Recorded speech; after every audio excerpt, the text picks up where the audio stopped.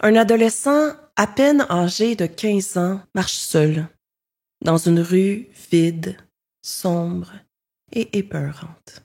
La nuit est tombée, l'air est glacial et son mince uniforme de fast-food n'arrive pas à lui offrir suffisamment de protection contre ce froid. Son pas s'accélère comme pour échapper à quelque chose d'invisible. Derrière lui, une voiture ralentit. Le conducteur, un homme d'allure sympathique et aimant, baisse la fenêtre et lui adresse un sourire chaleureux. « Tu veux un lift? » On gèle dehors. L'adolescent hésite, le regard méfiant. Mais l'homme insiste. Son ton est amical. « Alors non, je suis un gars du coin. Je fais même des spectacles pour les enfants à l'hôpital. C'est moi, Pogo le clown. » Le garçon, pris entre sa fatigue, son besoin de rentrer rapidement et son besoin de se réchauffer, cède à la pression. Il ouvre la portière, s'installe dans le siège et referme la porte, scellant ainsi son sombre destin à ce moment précis, avant de basculer dans une horreur innommable. John Wayne Gacy, sous ses airs normaux, son sourire de clown, dissimulait un monstre d'une froideur et d'un sadisme sans nom. Un homme qui a manipulé, charmé ses victimes, les attirant dans son piège mortel. Et comment un homme peut-il dissimuler à ce point un tel noirceur? Quel traumatisme ou schéma ou troubles psychologiques peuvent se cacher derrière un tel personnage? Dans cet épisode du Psychocrime Podcast, je plonge au cœur de l'histoire horrible de John Wayne Gacy. Je vais explorer son enfance, ses blessures, ses traumatismes et le processus de transformation d'un être humain à un monstre sans pitié. Prépare-toi à découvrir avec moi l'inimaginable. Bon épisode. Trigger warning, traumavertissement. Ce podcast traite de sujets particulièrement difficiles ou sensibles. Il ne convient pas aux enfants et l'écoute reste à l'entière discrétion de l'auditrice ou de l'auditeur. En tant que psychologue, je tiens à rendre hommage aux victimes et à leurs proches. C'est pour elles que je fais ce podcast. J'ai à cœur d'offrir une analyse pointue, respectueuse et rigoureuse, basée sur de solides études scientifiques dont la liste intégrale est disponible au www.psychocrimepodcast.com. L'objectif est de comprendre les dynamiques psychologiques derrière ces comportements sans jamais excuser les actes criminels. Mes hypothèses sont basées sur les données actuelles, mais ne remplacent pas un diagnostic officiel. Si tu apprécies le podcast, merci de partager, de commenter, t'abonner ou laisser un avis. Bonne écoute!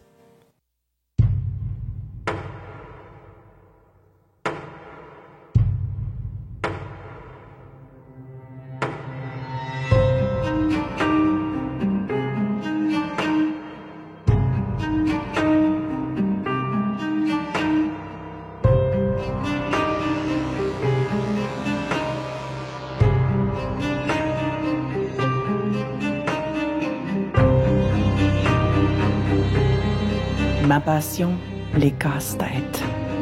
Mais mon préféré de tous, c'est le mystère irrésolu du cerveau humain. Plonge avec moi dans une analyse pointue, rigoureuse et scientifique des esprits les plus torturés. Je suis Dr Véro Ménard, psychologue. Bienvenue au Psychocrime Podcast. Segment 0-5 ans. Le 17 mars 1942, par une froide journée de fin d'hiver, John Wayne Gacy Jr. voit le jour dans un petit quartier ouvrier de Chicago, Illinois. Fils du vétéran John Stanley Gacy et de Marion Helen Robinson, il grandit dans une maison plutôt modeste, où les éclats de voix et les bruits des disputes semblent résonner beaucoup plus souvent que les rires d'enfants. Dès ses premières années, John est confronté à une réalité brutale. Son père, un ancien machiniste, revenu de la Première Guerre mondiale, est un homme au tempérament dur, prompt à lever la voix et souvent la main. Derrière la porte close de leur maison, il impose son autorité avec une rigueur particulièrement froide, réservant ses paroles les plus dures et ses coups les plus lourds à son fils. John est, selon son père, faible, inutile, pas assez homme, et chaque insulte laisse une trace, invisible mais durable. Pourtant, dans cet univers rigide, une figure tente de contrebalancer cette dureté. Marion. La mère de John est douce et protectrice, une espèce de lumière vacillante dans une maison plutôt sombre. Mais ses efforts pour apaiser les tensions tombent à plat face au caractère dominateur, face à la violence de son mari. Elle prend John sous son aile en essayant de protéger des colères paternelles, mais elle-même semble piégée dans une spirale infernale de peur et de violence conjugale. À l'âge de 4 ans, John commence à souffrir de problèmes de santé. Il souffre d'évanouissements fréquents et inexpliqués, et ceux-ci inquiètent sa mère, mais son père y voit une autre preuve de sa faiblesse. Il n'a pourtant que 4 ans à ce moment-là. Son père se met à le traiter avec encore plus de mépris, l'accusant de simuler, de vouloir attirer l'attention inutilement. Et ces épisodes de santé fragilisent encore davantage le garçon, le coupant des autres enfants du voisinage qui le jugent différent ou bizarre. Dès ses premières années, le jeune John passe plus de temps à observer le monde autour de lui, le regard souvent baissé pour éviter les éclairs de colère de son père violent. Il apprend rapidement à marcher sur des œufs, à anticiper les réactions des autres, à chercher la validation par de petits gestes qui attirent, ne serait-ce qu'un court instant, une attention moins hostile. Le climat de tension constante dans la maison des Gacy pose les premières pierres d'un cheminement particulièrement sombre. Ces années de rejet et de violence laissent une empreinte indélébile sur l'enfant, modelant sa perception de lui-même et des autres. Mais pour l'instant, il n'est encore qu'un tout jeune garçon frêle, aux yeux remplis de questions et aux rêves ensevelis, sous le poids d'un silence imposé. Segment 5 à 10 ans. L'enfance de John Wayne Gacy entre ses 5 et ses 10 ans reflète un monde fait de paradoxes. D'un côté, il cherche à se conformer et à attirer l'approbation de son père, un homme intransigeant, autoritaire et violent. Mais de l'autre, il commence à développer un sentiment de rejet et d'étrangeté qui deviendra central dans tout son parcours. Dès cet âge, Gacy manifeste une volonté évidente de plaire, mais il est souvent confronté à l'indifférence, au rejet et au mépris. Son père, en proie à ses propres démons, considère et traite son fils de faible, d'efféminé et toutes sortes d'autres insultes plus humiliantes et dégradantes les unes que les autres. Des mots que l'enfant ne comprend pas totalement, mais qui marquent profondément son esprit comme des griffes invisibles. Les remarques acerbes et les punitions sévères, voire violentes, du père, et surtout aléatoires ou arbitraires, tissent un fil rouge d'humiliation et d'injustice dans son esprit tout jeune. À l'école, John n'est pas particulièrement brillant, mais il compense par sa gentillesse et son désir incommensurable d'être aimé, d'être accepté. Pourtant, à cet endroit aussi, il rencontre des défis. Ses absences répétées, dues à des problèmes de santé, le marginalisent. Les autres enfants, parfois, on le sait, particulièrement cruels, le voient comme différent. Un mot qui, pour Gacy, commence à résonner comme une espèce de malédiction. C'est également durant cette période-là que survient un épisode marquant. Un voisin adulte, en apparence bienveillant, l'invite fréquemment chez lui. Mais derrière cette façade amicale se cache un prédateur sexuel. Gacy y aurait subi de nombreux abus sexuels à cet âge et il ne possède pas les outils pour comprendre, pour verbaliser ce qu'il subit et puisqu'il a peur de la violence à la maison, il n'ose pas le faire. Ce traumatisme reste donc enfoui, non reconnu, non avoué, et s'enracine profondément dans les méandres de son esprit.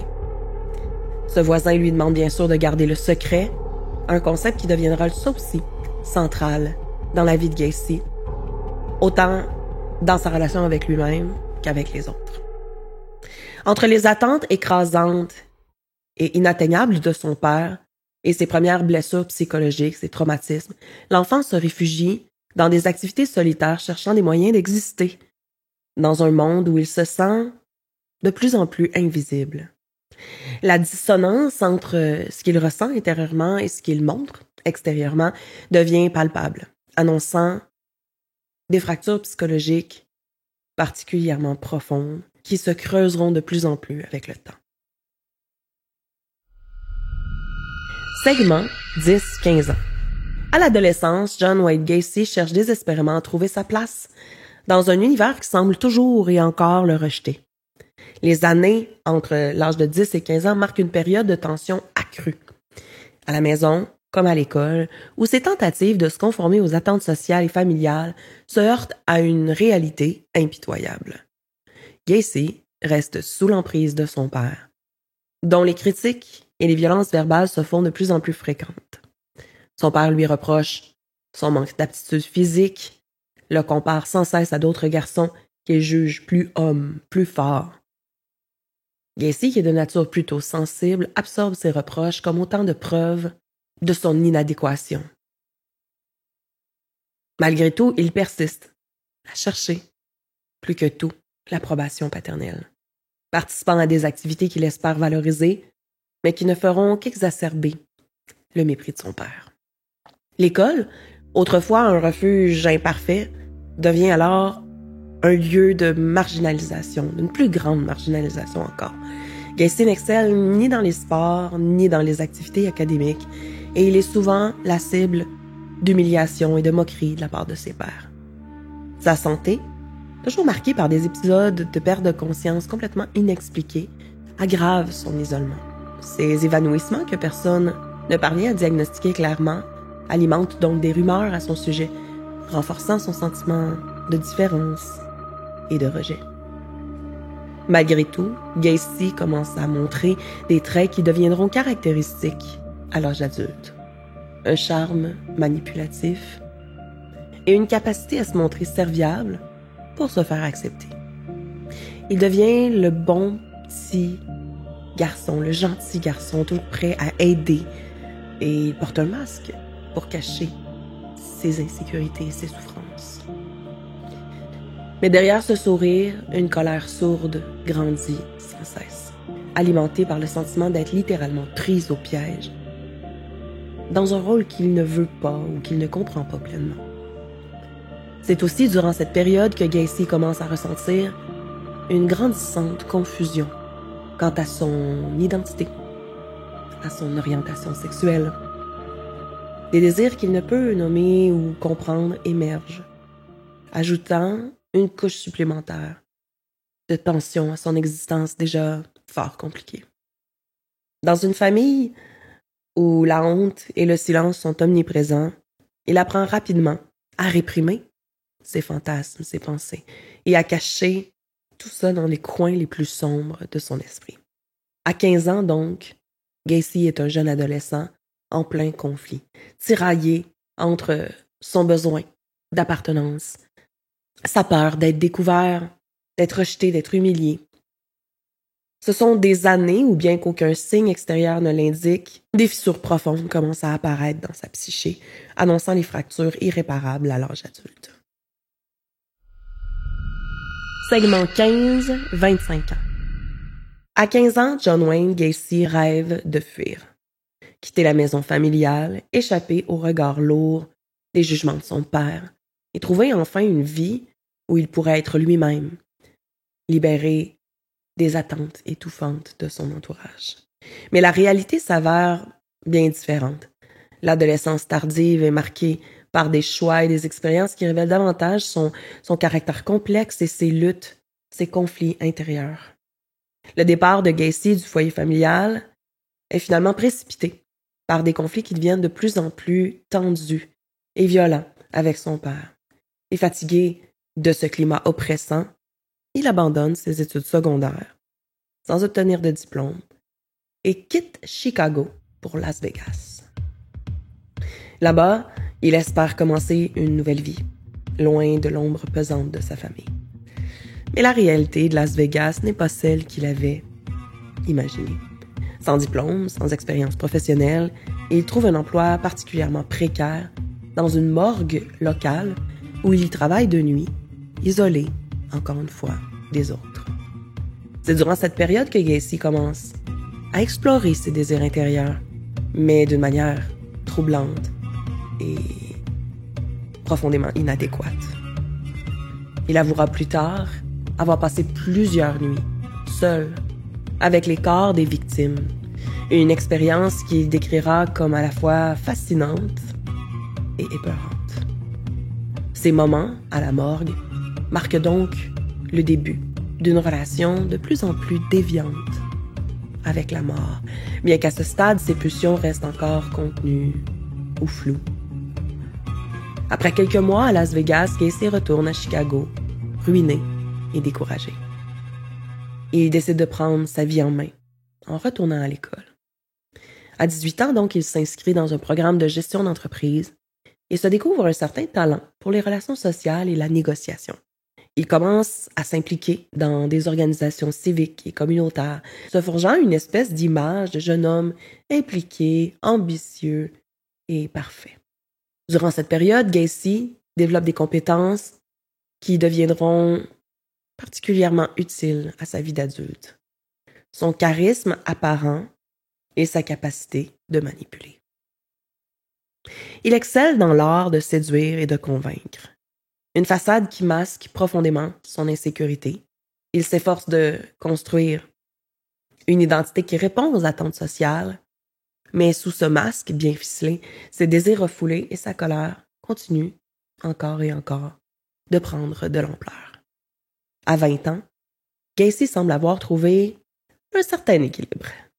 Il décroche un emploi stable dans un magasin de chaussures et rencontre sa toute première femme, Marlene Myers, avec qui il se marie en 1964.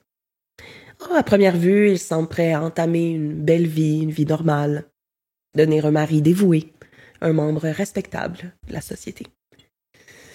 Mais derrière ce masque, les tensions invisibles continuent d'accroître, annonçant une trajectoire beaucoup plus sombre. Segment meurtre. Sous les traits joviaux de Pogo le clown, un personnage qu'il incarne lors des fêtes locales et dans des actions lorsqu'il s'implique dans des milieux communautaires, John Wayne Gacy dissimule une façade terrifiante. Entre 1972 et 1978, il a perpétré une série de crimes absolument horribles. Possiblement parmi les pires qu'il m'était donné de lire. Ciblant principalement des jeunes hommes, des adolescents, très vulnérables, souvent à la recherche par exemple d'un emploi, d'un logement, d'un échappatoire à leur vie, à leurs difficultés. Gacy utilisait son image publique d'homme respectable et engagé pour gagner la confiance des victimes. Il les attirait dans sa maison de Norwood Park, dans la banlieue de Chicago, sous prétexte de vouloir leur offrir de l'alcool, du travail, d'avoir une conversation amicale. Mais une fois à l'intérieur, l'horreur commençait. Le mode opératoire de Gacy était aussi simple qu'efficace. Après avoir mis ses victimes à l'aise, il leur proposait de participer à un tour de magie qu'il appelait le tour des menottes. Gacy prétendait qu'il pouvait se libérer des menottes en quelques secondes, un tour qu'il démontrait avec assurance. Il incitait ainsi ses victimes à essayer elles-mêmes, mais une fois menottées, elles comprenaient rapidement qu'il n'y avait aucun tour de magie. À ce moment-là, la personnalité joviale de Gacy changeait brutalement pour laisser place à une violence inouïe et impitoyable. Dans une pièce exiguë à sa maison surnommée la pièce de jeu, Gacy torturait durant des heures, durant des jours et assassinait ses victimes. La méthode qu'il employait variait, mais elle impliquait toujours des souffrances prolongées, la preuve d'un sadisme profond et de sévères troubles mentaux dont je vais reparler un petit peu plus tard. Il se justifiera d'ailleurs plus tard en déclarant que ces actes de torture étaient une forme d'expression, de libération de ses propres traumatismes, une rationalisation grotesque qui ne parvenait pas du tout à masquer le plaisir morbide qu'il obtenait d'infliger de la douleur. Ce qui rend les actes de Gacy encore plus terrifiants, c'est la façon dont il dissimulait ses crimes a posteriori. Après avoir tué ses victimes, il les enterrait sous le plancher de sa propre maison, dans un espace rampant où il avait creusé une série de fosses pour y cacher les corps. Au final, 29 corps ont été retrouvés sous sa maison et 3 autres dans des cours d'eau à proximité de cette maison-là. Le voisinage n'a jamais suspecté qu'un tel enfer se déroulait à quelques pieds de chez eux, derrière les murs de cette maison en apparence banale. Les disparitions des jeunes hommes, souvent issus de milieux modestes ou marginalisés, passaient souvent inaperçues dans une société qui était encore marquée par des tonnes de préjugés. Ce n'est qu'après l'arrestation de Gacy que l'ampleur de ses crimes a éclaté au grand jour, dévoilant un réseau de victimes qui s'étendait bien au-delà de ce que les autorités avaient envisagé initialement. Segment prison et exécution. C'est en décembre 1978 que l'empire de terreur de John Wayne Gacy s'effondre. L'enquête commence lorsque Robert Peace, un adolescent de 15 ans, disparaît après avoir dit à sa mère qu'il allait rencontrer un entrepreneur local pour un potentiel emploi. Cet entrepreneur était nul autre que John Wayne Gacy. Ce détail, associé à plusieurs témoignages et des preuves circonstancielles, ont permis à la police de se concentrer sur lui comme un principal suspect. Lorsque les enquêteurs ont fini par obtenir un mandat de perquisition pour fouiller la maison de Gacy, ils y ont trouvé bien sûr des objets particulièrement compromettants, notamment des objets personnels appartenant à plusieurs autres jeunes disparus. Bien que cette découverte soit accablante, c'est l'odeur nauséabonde provenant du sous-sol qui va sceller son destin. Cette odeur que Gacy attribuait à des problèmes de plomberie trahissait l'existence macabre des fosses où il avait enterré des tonnes de victimes. Les fouilles qui ont suivi ont donc révélé un véritable carnage. Gacy, face à l'évidence accablante, avoue finalement ses crimes et décrit avec un détachement glacial comment il les avait commis. Sa confession confirme le pire. Il a tué, au minimum, 33 jeunes hommes et adolescents. Parmi ces 33 corps qui ont été découverts, 29 sous la maison de Gacy et 4 dans des cours d'eau à proximité, au moins 5 jeunes hommes sont restés non identifiés. Le procès de John Wayne Gacy débute en 1980 et il est rapidement qualifié de monstre par l'opinion publique. La défense tente de plaider l'annihilation mentale, arguant que Gacy souffre de troubles mentaux sévères, mais le jury n'est pas convaincu. Les preuves de préméditation et de dissimulation de ces crimes sont beaucoup trop accablantes. Après plusieurs semaines de procès, ainsi Gacy est reconnu coupable des 33 meurtres, un record à l'époque aux États-Unis, et il est condamné à mort. Tout au long de son incarcération, Gacy ne montre absolument aucun remords. Il se dépeint comme étant une victime du système judiciaire et continue de nier certains de ses crimes pour lesquels il est pourtant condamné. Étrangement, il se consacre à la peinture, produisant des œuvres macabres, notamment en se mettant en autoportrait, Pogo le clown, personnage de scène, et des toiles qui sont particulièrement troublantes. Ces toiles ont d'ailleurs été vendues pour des milliers de dollars et vont continuer d'alimenter la fascination morbide du public pour cet homme. Après 14 ans dans les couloirs de la mort, John Wayne Gacy est finalement exécuté par injection létale le 10 mai 1994 à la prison de Stateville, dans l'Illinois. L'exécution de John Wayne Gacy a marqué la fin d'une des affaires les plus horribles de l'histoire criminelle américaine, mais son impact persiste. Les familles des victimes continuent de porter le poids de ces crimes et son cas reste un exemple poignant des profondeurs des troubles humains. Comme à mon habitude, j'aimerais prendre une minute de recueil pour les victimes et leurs familles.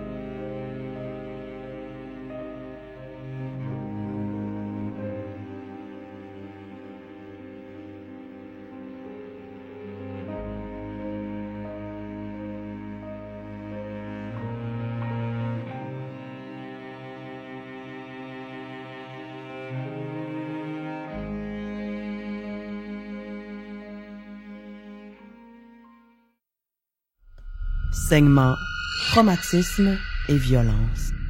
Comme à mon habitude, je prends ce segment important pour me pencher sur les différents mécanismes psychologiques et analyser les aspects psychiques de John Wayne Gacy, en débutant par son enfance jusqu'à son décès. John Wayne Gacy est l'incarnation terrifiante d'une dualité humaine. D'un côté, il se présente comme un homme apparemment sociable et respectable, mais de l'autre, le soir, dans l'ombre, il s'avère un des hommes habités par les pulsions les plus destructrices et morbides et atteints de troubles psychologiques sévères. À travers son parcours, on retrouve un amalgame complexe de facteurs développementaux, environnementaux, psychologiques, contextuels, mais possiblement aussi biologiques, neurologiques et héréditaires.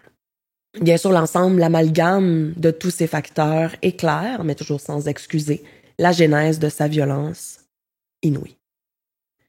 Les traumatismes de l'enfance, blessures invisibles. L'enfance de John Wayne Gacy est marquée par un cocktail destructeur de violences psychologiques, de négligence affective et d'humiliation répétée. Son père exerce une domination toxique sur de nombreuses années et commence dès la petite enfance. Il le ridiculise pour ses échecs, le qualifiant fréquemment de faible, le traitant de tous les noms, toujours de plus en plus dégradants les uns que les autres. Ces messages, internalisés par l'enfant, façonnent chez Gacy une image de soi particulièrement négative, une estime de soi profondément blessée. De nombreuses études ont montré que les enfants qui sont exposés à des environnements parentaux critiques et invalidants, violents, vont développer souvent une combinaison de traits narcissiques, défensifs et de stratégies d'adaptation dysfonctionnelles. Je pense entre autres ici à l'étude de Crouch en 1993 et celle de Hilliard et Wolf en 2002. Parlons des relents particulièrement négatifs et violents qui alimentent plusieurs personnes au retour de la guerre. Ça a été longtemps étudié en psychologie. Combien de fois est-ce que j'ai vu, entendu, lu des cas d'hommes revenant de la guerre et traumatisés par les horreurs qu'ils ont vues et auxquelles souvent ils ont même participé, sombrer ensuite dans une consommation excessive, dans la violence verbale ou physique et d'autres troubles mentaux qui affectent particulièrement leur fonctionnement, mais aussi leur famille directe. Le père de Gacy revenait de guerre. Et si on ne sait rien de sa propre enfance à lui, on sait au minimum qu'il est probablement revenu transformé et assombri par les horreurs de la guerre comme des milliers d'autres hommes. Bien souvent, et particulièrement dans les années 40, 50, l'armée, ses règles, son personnel, son fonctionnement étaient en soi un premier traumatisme. Sans compter les milliers d'horreurs vues, subies et imposées devant les soldats qui représentent un combiné fatal pour bien des vétérans. Les études scientifiques qui ont porté sur les traumatismes de guerre ont donc démontré à répétition les nombreuses répercussions profondes sur la santé mentale des vétérans, notamment en ce qui concerne l'usage de substances psychoactives et des violences intrafamiliales post-traumatiques. Si on parle justement des consommations de substances psychoactives, historiquement, les substances psychoactives ont été utilisées littéralement par les militaires pour diverses raisons. Par exemple, lors de la Première Guerre mondiale, la cocaïne était consommée par les soldats pour améliorer leur endurance et atténuer la fatigue. Et cette pratique s'est poursuivie lors de la Seconde Guerre mondiale, où des stimulants, à ce moment-là, comme les amphétamines par exemple, étaient distribués pour augmenter la vigilance et la performance au combat. Mais après la guerre, après les conflits, de très nombreux vétérans rentraient à la maison et continuaient de consommer ces substances ou versaient dans d'autres substances parfois plus accessibles comme l'alcool pour en faire un usage dépendant, excessif, et souvent pour pouvoir composer avec les souvenirs traumatiques et les symptômes du trouble stress post-traumatique. Cette automédication pouvait bien sûr conduire à des dépendances, mais aussi exacerber toutes sortes de défis dans le processus de réintégration à une vie civile normale au sein de leur famille et de leur société. Les violences intrafamiliales et post-traumatiques, ça aussi, ça a été étudié à plusieurs reprises en lien avec la guerre et le TSPT, et plusieurs de ces études-là ont démontré que les vétérans qui souffrent du TSPT, donc le trouble stress post-traumatique, peuvent éprouver beaucoup de difficultés dans leur relation familiale. Je pense entre autres, c'est dans le TSPT, il y a énormément de symptômes, je ne vais pas toutes les traverser ici, mais des symptômes comme l'hypervigilance, l'irritabilité, les flashbacks envahissants peuvent amener beaucoup de tensions au sein du foyer. Des études ont montré que le TSPT était très souvent associé à une augmentation des comportements violents chez les personnes qui en souffrent, y compris les violences conjugales. Les vétérans peuvent également éprouver des difficultés à établir des liens émotionnels. Ça peut, bien sûr, affecter la dynamique familiale et conduire à des conflits. Et ça, c'est un mécanisme de défense. Quand on est dans un choc traumatique, que notre corps, notre esprit est pris dans cet espace-là, on arrive parfois à dissocier ou à se couper de nous-mêmes, de nos émotions, de notre corps, mais conséquemment des autres aussi. La reconnaissance du TSPT en tant que diagnostic formel est arrivée seulement en 1980 dans nos DSM, bien que les symptômes avaient bien sûr été observés avant, notamment chez les vétérans au retour de la guerre. Cette reconnaissance tardive a fait qu'il y a eu des programmes, des traitements, du soutien et des soins médicaux pour les personnes qui souffraient du TSPT beaucoup trop tard. Aujourd'hui, il y a beaucoup d'efforts qui sont mis en place pour les vétérans. Il y a des services en santé mentale qui sont adaptés justement, y compris des psychologues, des psychiatres spécialisés dans le TSPT, des programmes de réadaptation, des programmes de traitement pour la dépendance aux substances. Mais à l'époque du père de Gacy, il n'y avait pas ça. Et il y a de fortes chances que les traumatismes de guerre aient produit des effets durables sur sa santé mentale, influençant une consommation de substances excessives et des violences familiales. Abus sexuels à l'enfance, perception de la sexualité tordue à tout jamais. Comme j'en ai parlé plus tôt, Gacy aurait subi des abus sexuels durant son enfance. On ne sait pas, hors de tout doute, s'il en a effectivement subi. Mais quand on regarde le reste de sa trajectoire, ça peut facilement pointer en ce sens. Quand on regarde, par exemple, les recherches, les études qui ont porté sur les abus sexuels, on a montré de manière cohérente et répétitive que les enfants victimes de violences sexuelles sont exposés à un risque plus accru de devenir eux-mêmes auteurs d'abus à l'âge adulte ou encore d'être revictimisés dans d'autres relations abusives plus tard. Ce phénomène, souvent classifié, donc le fait de répéter les abus sur d'autres personnes, va être appelé un cycle intergénérationnel de la violence, donc une espèce de transmission d'un trauma à une autre personne. Et ça s'explique par plusieurs mécanismes psychologiques et neurodéveloppementaux. Une exposition précoce à des abus sexuels engendre profondément des souffrances, des marques, des schémas cristallisés d'attachement, une confusion en lien avec les limites personnelles, les limites relationnelles, et une normalisation plutôt inquiétante, implicite, de l'utilisation de coercition ou de violence dans les relations humaines, plus particulièrement dans les relations sexuelles. Pour de nombreux enfants qui ont été abusés, l'humiliation et le contrôle qu'ils ont subis à travers ces abus-là deviennent des modèles relationnels qu'ils peuvent reproduire, souvent bien inconsciemment, à l'âge adulte. Les recherches de Salter en 2003 et de Cresati et ses collègues en 2002 révèlent que les délinquants sexuels ont la plupart du temps eux-mêmes subi des abus sexuels durant l'enfance et présentent des difficultés psychosexuelles en lien par exemple au contrôle et vont avoir un désir compulsif de contrôler leurs victimes et ont aussi une forte propension à la récidive. Les dynamiques ont été également renforcées par des processus de dissociation émotionnelle qu'on va souvent observer chez les victimes d'abus qui ont la difficulté à reconnaître, dans le fond, à la fois la douleur qu'ils ont subie, mais celle qu'ils infligent aussi. Donc, il y a une espèce de coupure, justement, comme on parlait tout de suite là, des traumas dans le TSPT par rapport à la guerre, et ça se produit aussi par rapport au traumatisme sexuel. Donc, il va y avoir une dissociation, une espèce de coupure avec le corps, avec les souffrances et, conséquemment, avec les autres. Donc, on a plus de facilité à commettre des actes peut-être violents ou sadiques sans avoir de la peine ou de la souffrance pour l'autre personne, sans reconnaître qu'on inflige de la souffrance aux autres. Quand on regarde plus spécifiquement le cas de John Wayne Gacy, la présence d'abus sexuels qu'il aurait subis durant son enfance, ça correspond quand même à un schéma récurrent observé chez plusieurs tueurs en série et délinquants sexuels.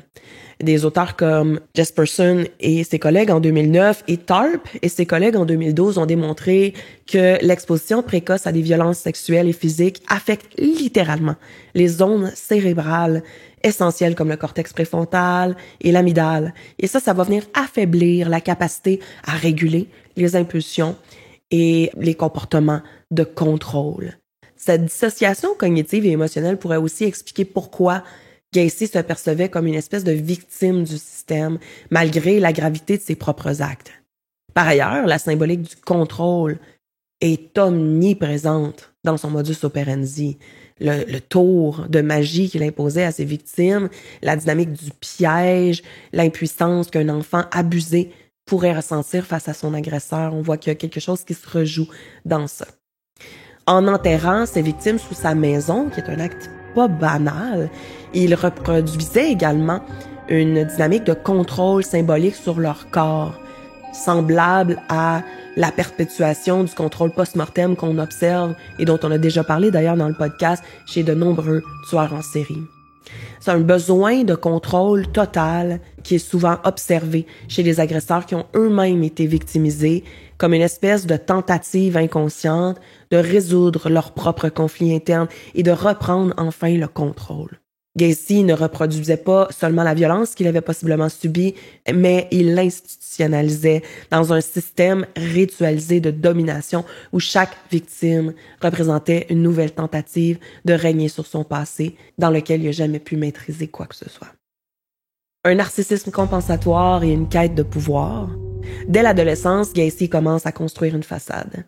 Il se met en scène comme un individu respectable, impliqué dans la communauté, mais derrière tout ça se cache un besoin pathologique de contrôle, d'approbation et de rejouer les violences dont il a été victime. Les traits narcissiques qu'il développe, souvent associés à des antécédents d'humiliation chronique, s'articulent autour d'une soif de validation externe et extrême. Il y a des études qui portent sur ça, entre autres celle de Peters en 2012. Sa quête de pouvoir sur ses victimes reflète une tentative désespérée de reconquérir une forme d'autorité et de dignité qu'il n'a jamais réussi à obtenir durant son enfance. Les recherches sur les serial killers, et là je pense à plein de recherches dont celle de Baldeo en 2023, de Munchal en 2023 aussi, ont démontré que cette dynamique de renverser le pouvoir est fréquente chez ceux qui ont été victimisés à un très jeune âge durant leur développement. Comme j'en ai souvent parlé dans le Psychocrime podcast, le trouble de personnalité narcissique se développe souvent en réponse à des grandes négligences, des traumas dans le développement de l'individu. Dans le segment diagnostic du podcast, je vais approfondir cette piste. La haine internalisée et l'ambivalence sexuelle. L'un des aspects les plus complexes de la psyché de Gacy réside dans sa sexualité. D'un côté, il mène une vie publique hétérosexuelle, marié, père de famille, mais de l'autre côté, il nourrit des désirs homosexuels qu'il semble percevoir lui-même comme absolument inacceptables. Probablement en raison des normes sociales de l'époque, mais surtout de la violence et des messages particulièrement dégradants et humiliants de son père, qui associait une masculinité à la force brute et surtout à l'hétérosexualité. Donc, il se produit à l'intérieur de lui une grande dissonance entre son identité publique et le fait de plaire, de vouloir plaire à son père, et ses vrais désirs qu'il cherche à sublimer, qui vont le pousser finalement à commettre des actes d'une violence extrême, souvent dirigés d'ailleurs contre des jeunes hommes d'orientation homosexuelle. Les travaux de Reynolds en 2024, c'est tout récent, sur la haine internalisée chez certains tueurs en série, démontrent que ces individus-là viennent projeter souvent leur dégoût de soi-même sur leurs victimes, qu'ils perçoivent comme des miroirs de leur propre faiblesse. Déclin progressif de l'autocontrôle. Les crimes de Gacy montrent une escalade typique qu'on observe souvent chez les tueurs en série, c'est-à-dire au début, il y a une planification méticuleuse qui cède progressivement la place à une totale désorganisation et à une incapacité de résister aux impulsions. Ce déclin-là peut être attribué à une surestimation de plus en plus croissante de son impunité et à une perte de contrôle émotionnel. Les neurosciences apportent des éclairages fascinants ici. Des études sur le cortex préfrontal et l'amygdale chez les criminels violents révèlent souvent une altération du mécanisme de régulation de l'impulsivité. Je pense ici à l'étude de Shahryar en 2023. L'environnement social et les opportunités criminelles. Gacy prospère dans un contexte, dans un milieu qui facilite ses crimes. Entre autres, son rôle de clown communautaire, sa petite entreprise, son image publique absolument irréprochable lui permettent de recruter facilement des victimes sans éveiller le moindre soupçon. L'époque dans laquelle on se trouve et le manque d'expérience, de connaissances sur le sujet facilitent aussi. Tout ça illustre comment les contextes sociaux et les masques sociaux jouent un rôle essentiel dans les dynamiques criminelles. Comme le souligne Wayne en 2007, l'habileté de Gacy à jongler entre ces deux identités-là reflète un aspect clé de sa psyché, la dissociation. Segment Profil diagnostic. John Wayne Gacy, qu'on a connu sous le nom de clown tueur, est donc l'un des tueurs en série les plus notoires de l'histoire. Son cas clinique a suscité de nombreuses hypothèses diagnostiques souvent conflictuelles en raison de la complexité de son profil psychologique. Dans ce segment-ci, je veux explorer les diagnostics qui ont été émis et d'autres qui ont été proposés à son sujet en me basant sur des analyses cliniques et des témoignages ainsi que sur des études scientifiques pertinentes. Très psychopathique, un profil dominant.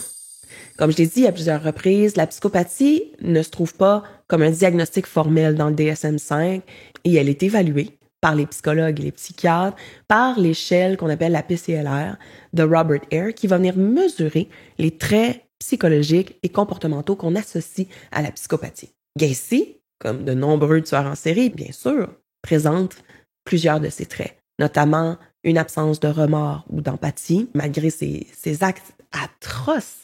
On a rarement vu ça dans l'histoire d'une atrocité aussi morbide. Gacy maintenait une posture d'innocence, attribuant ses crimes à des circonstances extérieures, niant toute implication, montrant très peu, voire aucune émotion pour ses victimes et illustrant dans le fond un déficit profond d'empathie.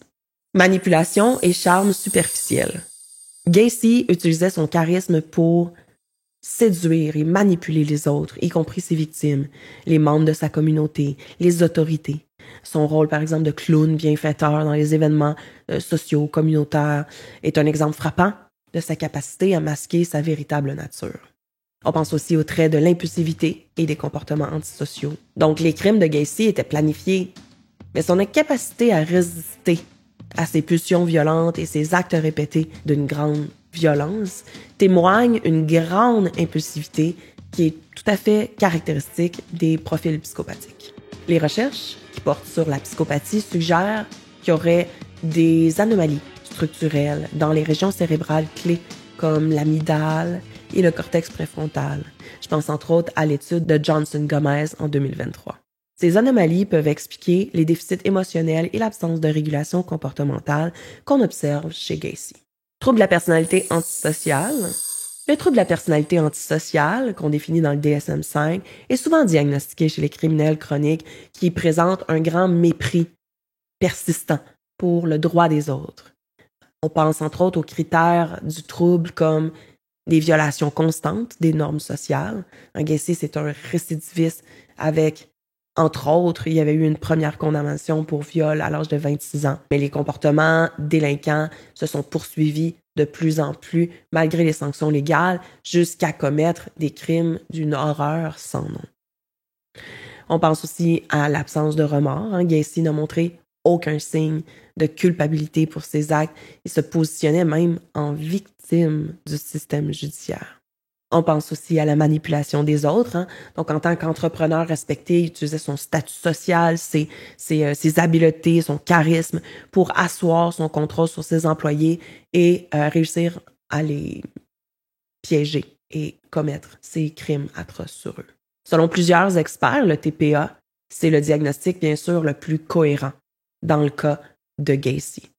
Cependant, on ne peut pas passer outre la présence de traits narcissiques quand même assez forts. Et il y a bien sûr, évidemment, la psychopathie, mais comme c'est pas un diagnostic à proprement parler, on peut le nommer en même temps que le TPA. Dans le fond, le TPA, souvent, c'est la manière officielle de donner un diagnostic à quelqu'un qui a des traits psychopathiques, qui est un psychopathe. Paraphilie, une composante centrale. Les actes de Gacy soulèvent la question des paraphilies.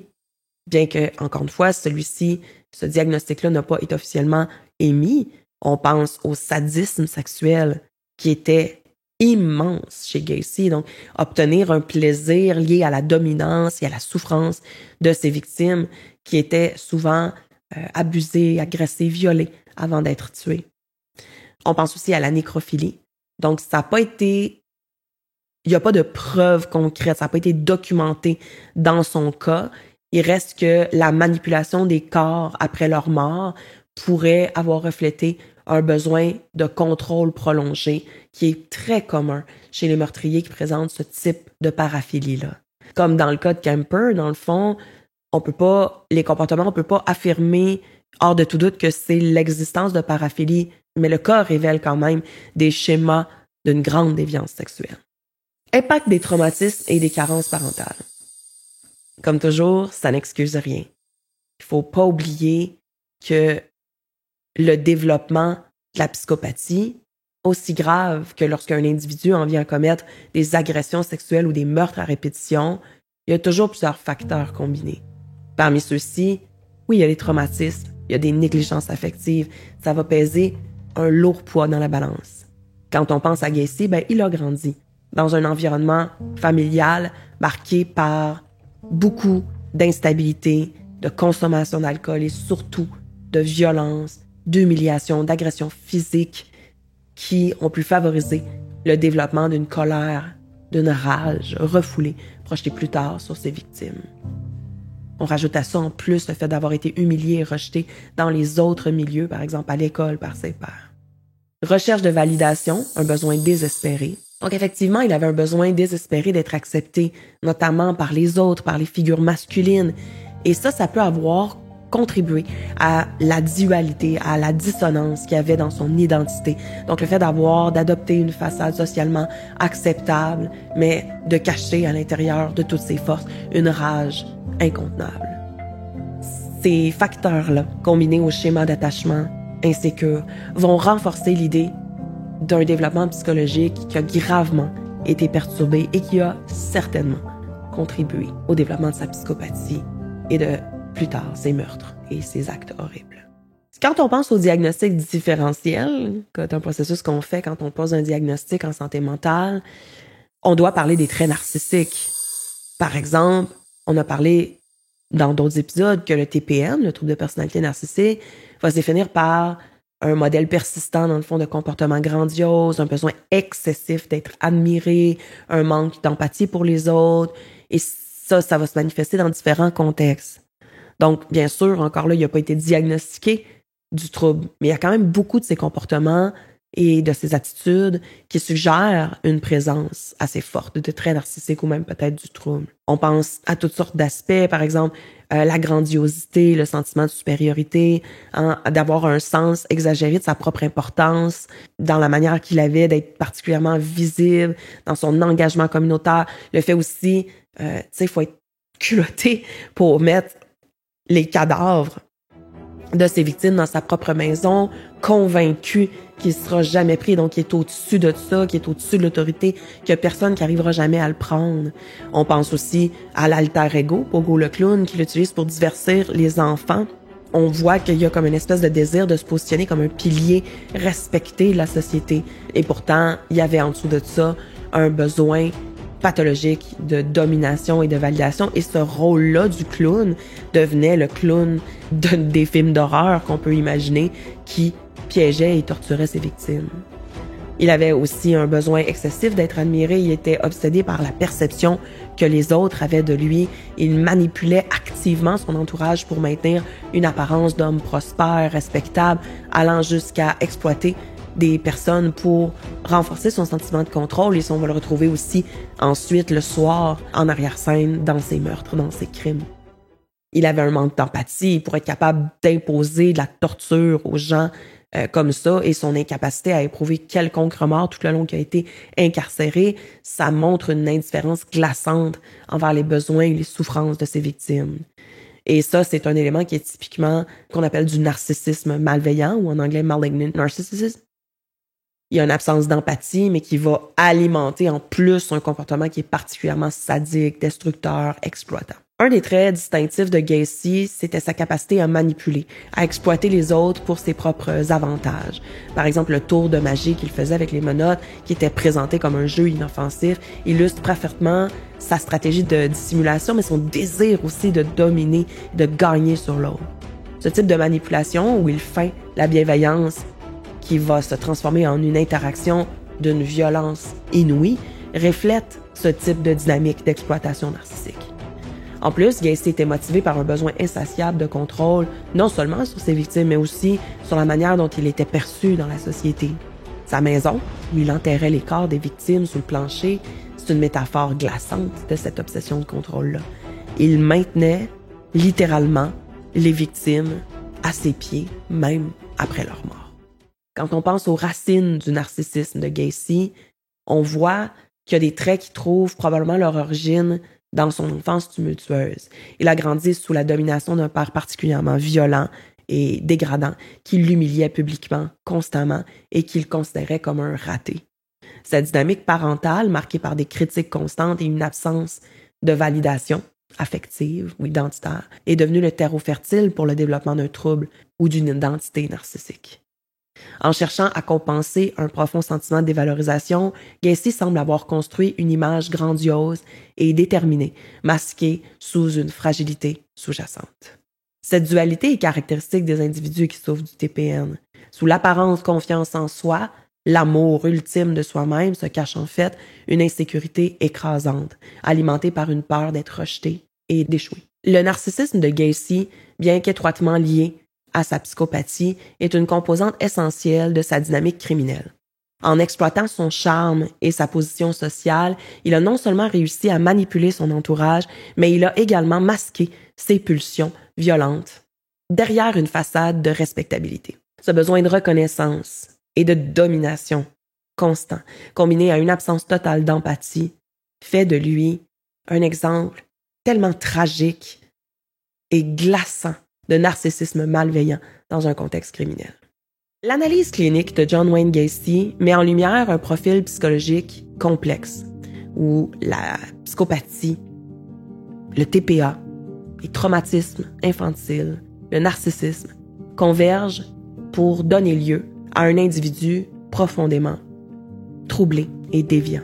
Son cas illustre la difficulté à tracer des frontières claires entre les diagnostics psychiatriques et la criminalité extrême, tout en soulignant l'importance des contextes développementaux, environnementaux, mais aussi biologiques, neurologiques, héréditaires, dans la formation des comportements d'une aussi grande violence.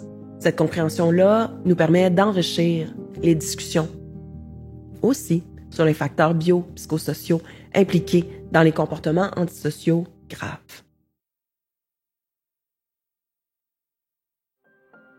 J'interromps le podcast pour te dire que si tu as été victime de quelconque forme de violence qui soit, et ça même si ça fait très longtemps, tu as droit à des services, tu as droit à des indemnités.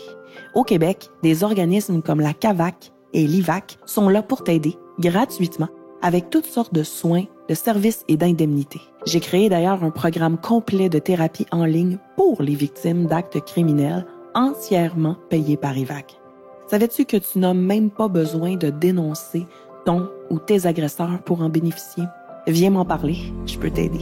Va consulter mon site web au www.psytusavais.com ou ma page Facebook professionnelle Dr Véro Ménard, psychologue. Clique ensuite sur le bouton « Envoyer un message ». Tu as le droit et tu mérites de recevoir de l'aide. Segment neurosciences. Je veux commencer en mentionnant que quand j'ai eu cette idée d'ajouter le segment neurosciences à mon podcast, j'avais pas réalisé que l'intention était bonne, la passion y était, mais que c'est très difficile de se prononcer sur la génétique, sur les traumatismes crâniens, les anomalies neurochimiques ou structurelles du cerveau d'une personne. Et ça, particulièrement quand elle n'a pas été analysée dans ce sens-là, par exemple avec des scans cérébraux, mais surtout quand son cas remonte aux années 50, 60, 70, 80, parce qu'on n'a pas de preuves, on n'a pas de données. On peut donc juste spéculer dans ce domaine-là. Donc, au cours des 4 premiers épisodes, j'ai parlé de plusieurs possibilités en matière de neurosciences pour les meurtriers que j'avais analysés dans ces épisodes-là. Là, je voulais pas répéter toujours la même chose sans arrêt pour les 30 épisodes à venir. J'avais envie d'innover. Donc, ce que j'ai décidé de faire, c'est de faire des recherches à tous les mois sur les neurosciences, plus particulièrement dans le domaine des découvertes récentes, sur le domaine très spécifique des meurtriers en série, des agresseurs, des dirigeants de sectes, donc la psychocriminologie en général, et de présenter ces découvertes-là, ces avancées, dans ce segment-ci du podcast, même si elles sont pas nécessairement reliées directement aux meurtriers dont on parle dans cet épisode-là. J'ai récemment lu plusieurs articles, plusieurs études scientifiques fascinantes qui nous éclairent sur les liens entre les neurosciences et les comportements violents. J'avais envie, bien sûr, de les partager ici. Donc, je t'amène avec moi dans cet univers complexe et passionnant où les avancées scientifiques redéfinissent la manière dont on comprend les meurtriers comme John Wayne Gacy. Je présente une étude récente qui a été dirigée par Sajo Sturner, publiée en 2020, et qui examine les anomalies en termes de matière grise dans le cerveau des criminels violents.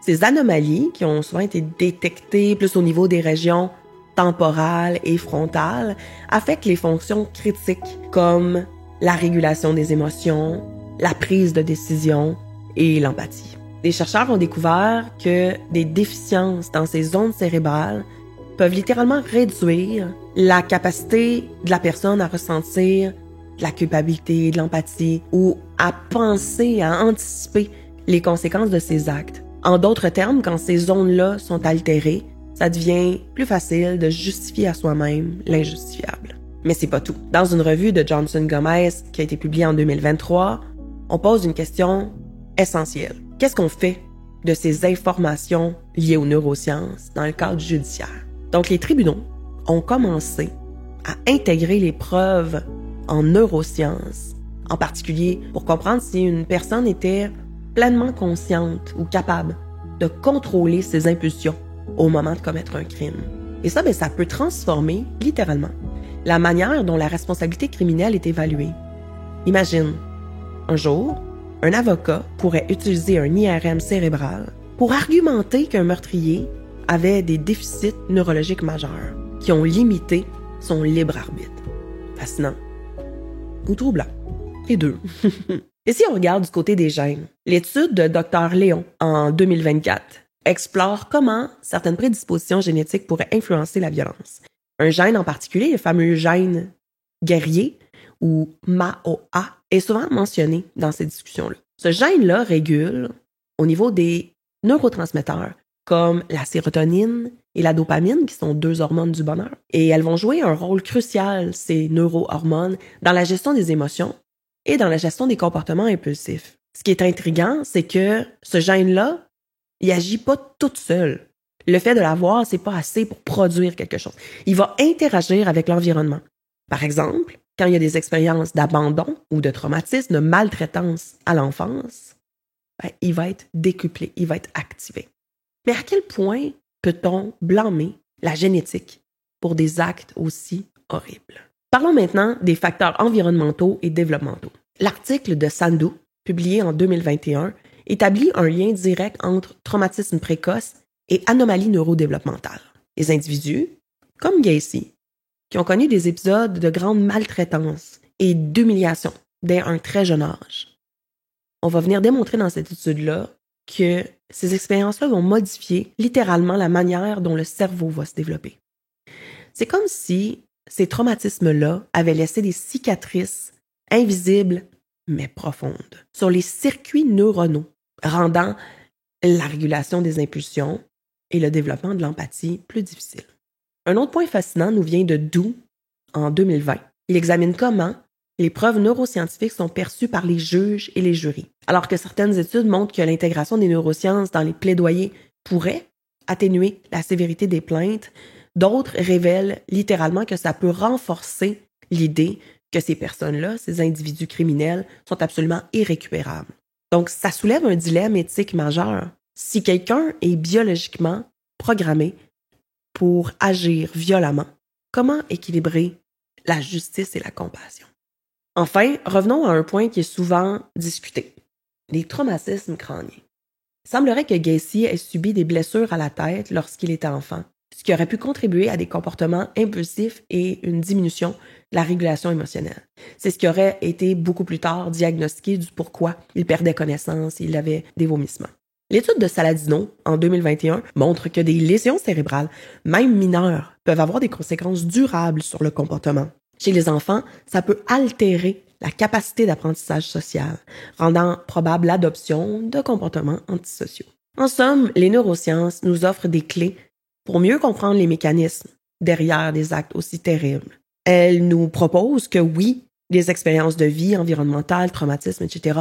peuvent provoquer des comportements, mais que lorsqu'elles sont combinées à des facteurs neurosciences, génétiques et neurostructurels, ça peut expliquer mieux pourquoi ça arrive. Parce que des personnes qui vivent des traumatismes ou des abus, il y en a des milliers, et pourtant il y en a que très peu qui deviennent des meurtriers ou des agresseurs en série. Mais les neurosciences posent aussi des questions difficiles. Où se termine la responsabilité personnelle? Où commence celle de la biologie? Les avancées dans le domaine des neurosciences servent pas juste à éclairer des cas passés, mais à réfléchir comment la société peut prévenir des tragédies futures. Es-tu étonné par ces découvertes-là? Je trouve ça quand même assez fascinant et un peu effrayant de voir à quel point nos cerveaux sont malléables, influencés par nos gènes, notre biologie, la chimie, les expériences de vie. C'est un mélange d'inné et d'acquis qui rend chaque cas unique et qui mérite qu'on s'y attarde avec autant de rigueur. Segment Modus et bouche cousue. Je veux plonger au cœur du modus operandi de John Wayne Gacy dans ce segment. On sait qu'il avait une méthode glaçante qui a révélé une planification minutieuse, un besoin dévorant de contrôle et des dynamiques psychologiques profondément troublées. Ce modus operandi, étudié dans les moindres détails par les criminologues, les psychologues, les policiers, offre un aperçu troublant de la complexité psychologique d'un homme qui cachait ses ténèbres sous une façade de normalité. Gacy a opéré principalement dans l'intimité, à son domicile, où il pouvait exercer un contrôle total sur ses victimes. Son mode opératoire suivait un schéma bien précis, démontrant une adaptation et une organisation, une planification qui reflète un niveau élevé de préméditation. D'abord, il ciblait principalement des victimes qui étaient des jeunes hommes et adolescents, souvent très vulnérables en quête d'opportunités. Beaucoup étaient des fugueurs ou des travailleurs occasionnels qu'il arrivait à attirer en promettant de l'emploi, un argent, un toit. Ensuite, il construisait la confiance. Donc, une des techniques les plus troublantes de Gacy, c'était son talent pour inspirer la confiance. Grâce à son rôle respecté dans la communauté, son charisme apparent, sa posture de patron, il réussissait à désarmer les victimes en les mettant tout de suite à l'aise avant de révéler sa vraie nature. Il organisait parfois des fêtes, des rencontres décontractées et il normalisait son comportement. Ensuite, il y a l'utilisation d'un alter ego. Et il utilisait son costume de Pogo le clown dans les événements communautaires, mais également dans son processus de manipulation, dans son processus de torture auprès de ses victimes. C'était un personnage qui était jovial en apparence, mais vraiment inquiétant en profondeur. Ça reflète une dualité marquée, un besoin de se représenter toujours comme inoffensif, tout en exploitant son pouvoir sur les autres. Une fois la victime à son domicile, Gacy mettait en œuvre son tour de magie où il prétendait exécuter un jeu impliquant des menottes, mais ça se terminait toujours de la même manière, c'est-à-dire que la personne était complètement immobilisée parce que prise dans des menottes. Ce procédé-là démontre un besoin de dominer, de piéger, de déposséder l'autre de tout contrôle. Les agressions de Gacy impliquaient souvent une violence physique et psychologique extrême, accompagnée d'une déshumanisation complète de ses victimes. Il a notamment utilisé la strangulation comme méthode principale, soulignant sa volonté, la proximité, le contrôle absolu sur la vie et la mort de la personne. D'ailleurs, souvent, il allait étrangler la personne, puis la relâchait juste avant la mort et recommençait. Et avec certaines victimes, il a fait ça durant des heures, durant des jours. Gacy a enterré la majorité de ses victimes sous sa maison. Une décision qui reflète à la fois une rationalisation pratique, mais une dissociation émotionnelle extrême. Et ça symbolise également un désir de maintenir le contrôle sur les autres, sur ses victimes, après la mort. Le modus operandi de Gacy révèle une combinaison troublante de traits psychologiques, besoin de domination absolue, le tour de magie, comme une métaphore glaçante de son besoin compulsif de domination, à la fois physique, mais symbolique. Ça pourrait aussi cacher toute la dévalorisation et sa peur qui est en dessous, donc en mobilisant chez lui dans un univers connu avec des menottes, sa victime y est sûre de réussir son crime. Tout ça, cette dynamique-là, combinée à l'humiliation qu'il faisait de ses victimes, reflète finalement un schéma profond de mépris pour les autres. En enterrant les corps sous sa maison, Gacy s'assurait que ses victimes restent littéralement à ses pieds, en illustrant une grande dépersonnalisation et une appropriation totale sur leur être. Le processus méthodique, presque rituel de ces meurtres suggère une tentative de résolution psychologique, une répétition compulsive pour tenter d'apaiser ses propres conflits internes qui étaient profondément ancrés. Contrairement à d'autres meurtriers, donc je pense à Ted Bundy ou à Ed Kemper, qu'on a parlé dans d'autres épisodes, eux opéraient souvent dans des environnements isolés, mais publics. Gacy, lui, a littéralement transformé son foyer, sa propre maison, en théâtre de l'horreur. Et cette particularité-là démontre un niveau de dissociation remarquable, une capacité à compartimenter une vie publique, respectable, presque parfaite, versus des crimes horribles et innommables. Le cas de Gacy met en lumière des vulnérabilités sociales et culturelles de l'époque. Les jeunes hommes disparus, qui étaient souvent considérés comme des homosexuels, des fugueurs, ne recevaient aucune attention, en tout cas pas l'attention qu'ils méritaient dans les médias, qu'on les cherche, qu'on s'intéresse à leur cas. Et cette négligence systématique-là a permis à Gacy de continuer ses crimes beaucoup plus longtemps que ça aurait dû. Segment croissance post-traumatique. Pour moi, ce segment-là, il est absolument capital. C'est là où on prend un temps de recul pour réfléchir ici au cas de John Wayne Gacy, aussi tragique et monstrueuse que l'histoire puisse être. Qu'est-ce qu'elle nous a appris comme société? Comment peut-on prendre une horreur indicible pour en garder un moyen de grandir, d'évoluer, de transformer ces traumatismes en leçons durables et s'assurer, faire en sorte qu'on se protège comme société puis qu'on réduise les chances que des crimes horribles se reproduisent comme ça. Je l'ai mentionné à plusieurs reprises, ce podcast-là, je le fais pour les victimes, pour leurs familles. Et même si leurs pertes sont absolument irremplaçables, les souffrances qu'elles ont vécues ne doivent pas être en vain. L'affaire de John Wayne Gacy n'a pas seulement révélé les profondeurs de la cruauté humaine, mais elle a aussi stimulé des avancées dans des domaines aussi variés que les sciences médico-légales, la psychologie criminelle, le droit des victimes, et je veux qu'on regarde un peu ce que ça nous a laissé comme héritage. Donc, premièrement, une révolution des sciences médico-légales. Le cas de Gacy a mis en lumière l'importance cruciale des technologies médico-légales pour résoudre des crimes complexes. L'identification de 29 corps retrouvés dans des espaces confinés de sa maison a provoqué des avancées inédites dans les techniques de reconnaissance dentaire et d'analyse osseuse. Ces efforts ont littéralement jeté les bases pour une utilisation systémique des bases de données ADN dans les affaires criminelles. L'utilisation de l'ADN, bien qu'encore à ses premiers balbutiements à ce moment-là, a depuis quand même permis de résoudre des milliers d'affaires similaires, de retrouver des victimes qui n'avaient jamais été identifiées, d'apporter une forme de paix, de clôture aux familles endeuillées. L'affaire Gacy a également démontré une nécessité d'enregistrer, d'avoir un enregistrement centralisé des personnes disparues, une lacune qui a maintenant été comblée dans de très nombreux pays. Ensuite, ça nous a permis de comprendre les trajectoires des tueurs en série. L'étude approfondie de Gacy a fourni des informations précieuses sur les tueurs en série, leur psychologie et leur motivation.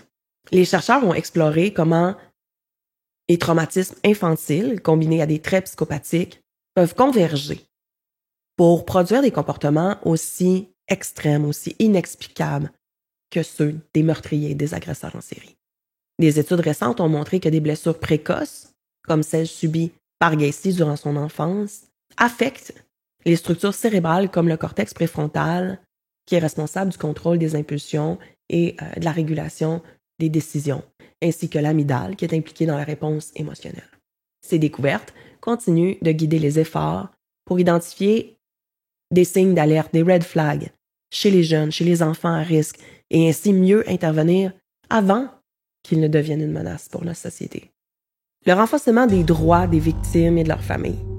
Les familles des victimes de Gacy ont dû affronter l'horreur de l'incertitude, beaucoup d'entre elles ne découvrant que plusieurs années plus tard, après la disparition de leurs proches, qu'il avait été une victime de Gacy.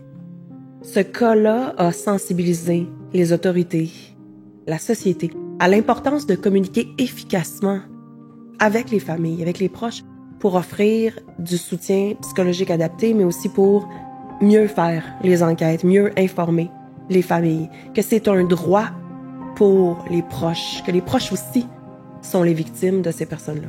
Depuis ce cas-là, plusieurs juridictions ont instauré des lois qui garantissent que les familles des victimes soient mieux informées, plus intégrées dans le processus judiciaire. Et ces efforts-là incluent la création de services d'assistance juridique pour les familles et la possibilité de présenter des déclarations d'impact devant les tribunaux.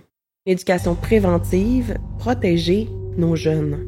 L'affaire Gacy a montré à quel point les jeunes en quête de travail ou de validation peuvent devenir des personnes vulnérables à des prédateurs. Pour contrer ça, des campagnes éducatives ont vu le jour pour enseigner aux ados, aux jeunes adultes comment identifier des comportements suspects et éviter des situations dangereuses et très vulnérabilisantes comme celles dans lesquelles les victimes de Gacy se sont retrouvées. Ces campagnes-là ont contribué à réduire le risque de victimisation tout en sensibilisant le grand public aux tactiques que les prédateurs utilisent pour arriver à leur fin. La collaboration internationale pour identifier les victimes. L'identification des victimes de Gacy a nécessité une coopération qui n'avait jamais eu de précédent avant entre plusieurs agences, pathologistes, experts, policiers, enquêteurs, toutes sortes de personnes dans le domaine médico-légal. Et cet effort collaboratif-là a ensuite servi de modèle pour des enquêtes transfrontalières ultérieures, notamment dans les cas de disparition ou des crimes de masse. Ces collaborations-là ont également mis en lumière l'importance de bases de données centralisées pour les personnes disparues, un concept qui est maintenant adopté at large par des institutions comme Interpol, par exemple, ou des organisations nationales de police. La notion de résilience collective. Si la douleur des familles, des proches, des victimes est incommensurable, leur résilience a aussi été une source d'inspiration. Beaucoup d'entre elles ont littéralement transformé leur chagrin en actions concrètes, en créant par exemple des organisations, des organismes de soutien pour d'autres familles touchées par des crimes violents ou sont devenus des militants pour produire des changements au niveau législatif. Ces initiatives-là illustrent la capacité de l'être humain que je suis toujours incroyablement fascinée et admirative devant, de force, de résilience, même au cœur des plus grandes souffrances, des plus grandes tragédies. L'histoire de John Wayne Gacy, bien sûr, empreinte de terreur, d'horreur, nous rappelle la lumière qui peut jaillir des ténèbres quand on choisit d'apprendre, de saisir une opportunité pour s'améliorer, autant chez nos professionnels que nos institutions, nos règles, nos lois, nos services, puis au sein de la société en général. Ce cas-là a renforcé notre compréhension des tueurs en série, amélioré les techniques médico-légales et fait avancer le droit des victimes. Plus important encore, ça a montré que même face à l'horreur la plus abjecte qui soit, la résilience humaine et la quête de justice peuvent mener à des réels changements positifs et durables. C'est en honorant ces leçons-là qu'on peut créer un espoir, construire un futur plus sûr, plus éclairé.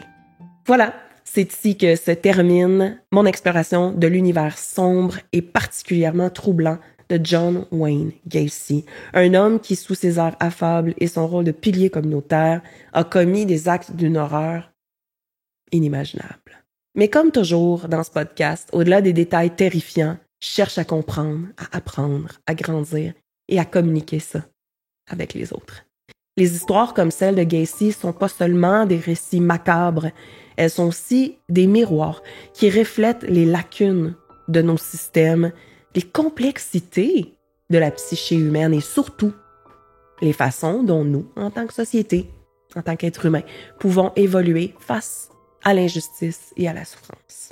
Ce que je veux que tu retiennes aujourd'hui, c'est pas seulement l'ampleur des atrocités de Gacy, mais aussi tout ce que cette affaire-là nous a permis de comprendre, comment mieux protéger notre communauté, identifier les red flags, comment offrir une justice, un soutien aux familles des victimes, comment les familles étaient en soi, elles aussi, des victimes dans ces histoires-là. Loin d'être une simple histoire de crime, ce cas-là illustre des nombreux visages de la résilience humaine. Une résilience des familles, des enquêteurs, des communautés qui se sont unis pour affronter l'inimaginable. Le cas nous montre aussi que même face à des monstres, on a la capacité de tirer des leçons, de changer et parfois même de trouver une certaine lueur d'espoir à travers ces ténèbres. Alors que l'épisode touche à sa fin, je veux te remercier de m'avoir accompagné dans cette plongée au cœur de l'horreur et de la compréhension du cas de John Wayne Gacy. Ton écoute, ton engagement, tes réflexions, c'est ce qui donne un sens à mon podcast. Si cet épisode-là t'a interpellé, si t'as appris des choses, si t'as envie de partager des impressions, des idées, des hypothèses, je t'invite à le faire sur les réseaux sociaux du podcast. J'adore lire les commentaires, échanger avec toi, voir comment mes récits, mes analyses, mes hypothèses résonnent dans ta vie. N'oublie pas, même dans les histoires les plus sombres, il y a toujours des leçons à tirer et des façons de transformer les plus grandes souffrances en force. Alors, c'était le dernier épisode, le 6e et dernier épisode de la saison 1 du Psychocrime podcast. Comme toujours, si t'as aimé le podcast, n'hésite pas à le partager, à me suivre sur les différentes plateformes du podcast et à laisser des commentaires pour qu'on puisse échanger. Comme j'en ai parlé à l'épisode précédent et dans quelques posts et annonces sur les réseaux du podcast, je vais revenir, et oui, avec une saison 2 et avec grand plaisir. Il va y avoir toutes sortes d'améliorations, des bonus, par exemple, il va y avoir des collabos, plus d'épisodes, un Patreon, mais il va falloir attendre le printemps 2025 pour cette nouvelle série de 10 épisodes qui sera publiée en 2 fois de 5 épisodes d'un coup. Merci de m'avoir suivi et encouragé pour cette première saison. Bonnes vacances à tous ceux que ça concerne et les autres. Prendons des vacances, ça fait du bien. En tout cas, moi, en fermant la caméra, c'est ça que je m'en vais faire. Merci encore de ton écoute. On se revoit l'année prochaine.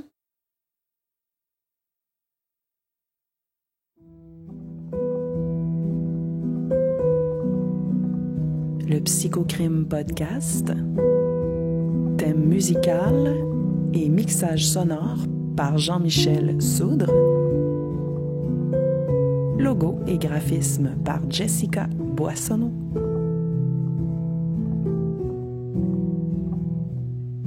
Recherche, réalisation, édition et animation